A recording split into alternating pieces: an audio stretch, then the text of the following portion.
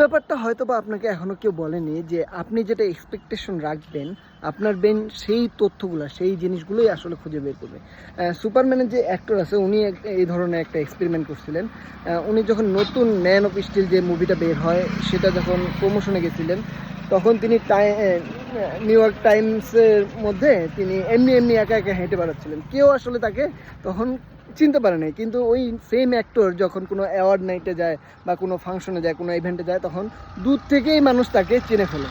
তো কারণ কি কারণ আমরা ওইখানে এক্সপেকটেশনে রাখি না যে সুপারম্যান এর অ্যাক্টরটা সেই জায়গায় উপস্থিত থাকবে, আর আমরা এক্সপেকটেশন রাখি যে হচ্ছে ইভেন্টে বা অ্যাওয়ার্ড নাইটে হচ্ছে তিনি থাকবেন।